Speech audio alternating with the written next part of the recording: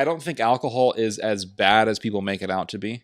I don't. People say alcohol is super bad for you. Too much excessive alcohol is bad for you, but anything in excess is going to be bad for you. I think a little bit of alcohol is actually good for you. I think it relaxes the body. I think it relieves your body of stress and tension.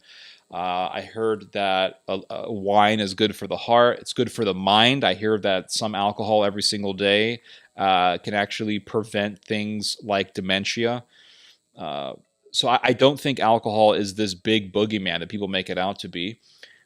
People talk about, oh, my grandfather was an alcoholic and he was a monster. My father was an alcoholic and he was a monster. Well, I can tell you this right now, as someone who drinks alcohol, and I'm going to drink alcohol in a little bit here.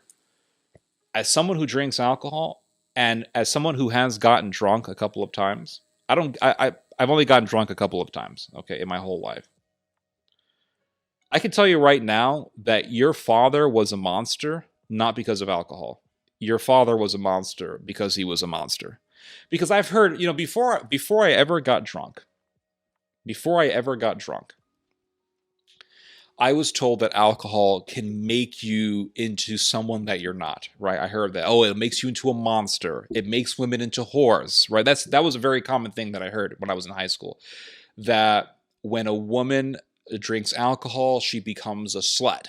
She'll sleep with anybody. And when men get drunk, they become violent and they go into a rage and they become monsters. And my father was a monster, and my grandfather was a monster. So I thought, okay. So I heard that so many times as a teenager.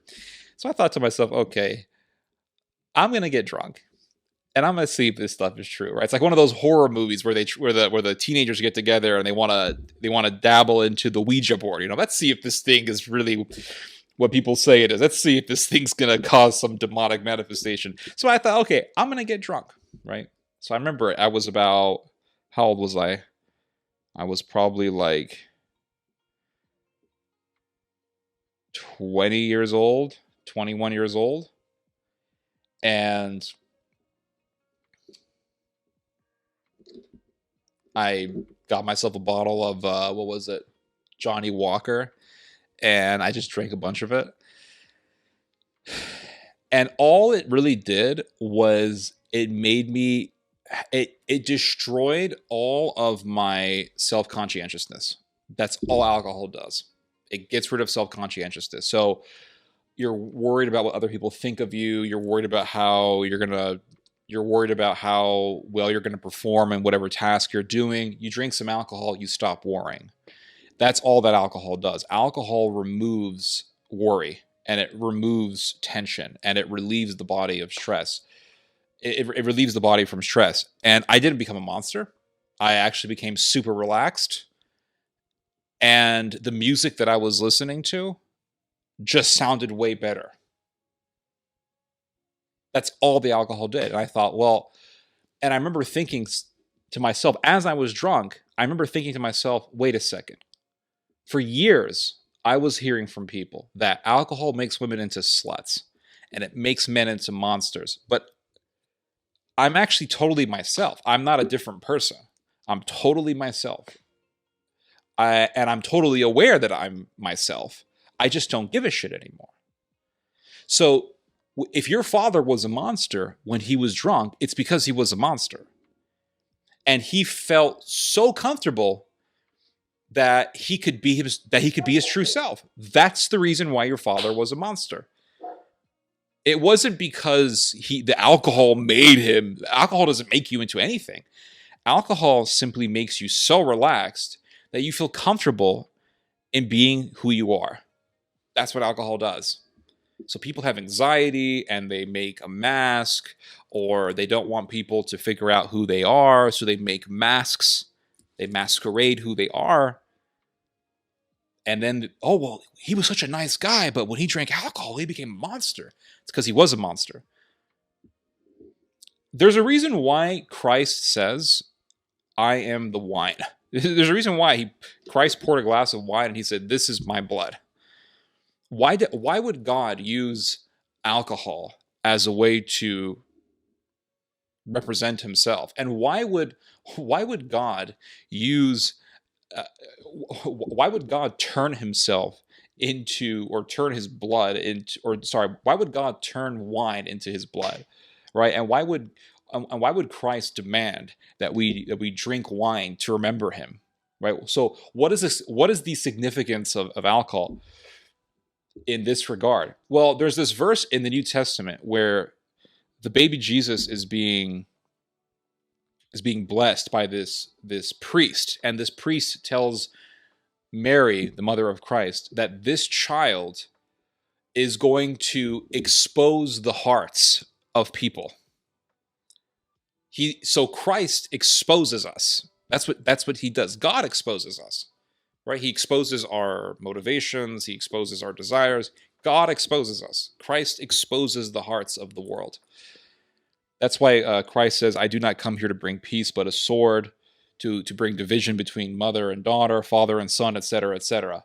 Well, why is that? Because when you bring religion, or when you bring up Christ and the true teachings of Christ, people get really upset, right? Because so what is that? That's exposing that person, right? So someone can be super super nice, someone can be very very nice, and then you bring up the true teachings of Christ, they go ballistic. It's not like Christ made them angry. No, it's just that they've exposed themselves, right? So alcohol exposes you. And Christ says, he takes a glass of wine and he says, "This is my blood." Why would Christ use alcohol to represent himself? Because alcohol exposes people. Christ exposes people. That's it. Right? That's my take on the whole thing. But yeah, alcohol is not as bad as people make it out to be. It really isn't, guys. People drink alcohol every single day, and most of them aren't drunk driving. Most of them aren't beating up their wives. I mean, you walk into any grocery store in America and it's packed full of alcohol, packed full of boxes of beers and different varieties of beers and so many different types of wines, and they're constantly restocking. All the grocery stores in America are constantly restocking on alcohol. Why? Because people are buying this stuff every single day. They're drinking this stuff every single day. Are they all going out beating their wives? No, but for some reason, when it comes to alcohol consumers, the ones that we hear about all the time are the ones who are beating up their wives and drunk driving. Those are the ones that we constantly hear about. We're not hearing about the average alcohol drinker who just wants to have a glass of wine at dinner, who wants to have a drink after work to just release stress. We're not hearing about the average Joes who are drinking beers with their buddies and having a good laugh. We don't hear about that. We just hear about, "Oh, my father was a monster." It's like, dude, it gets cringe after a while. It's just so stupid.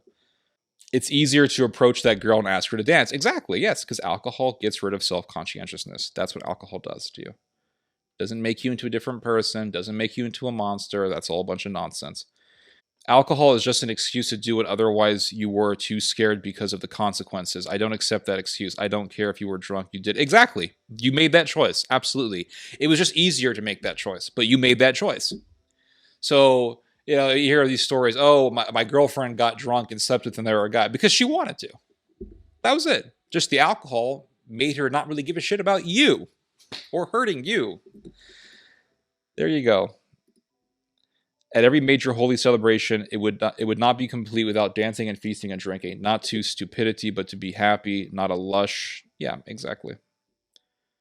There is a spiritual component. I think you're right to drinking alcohol.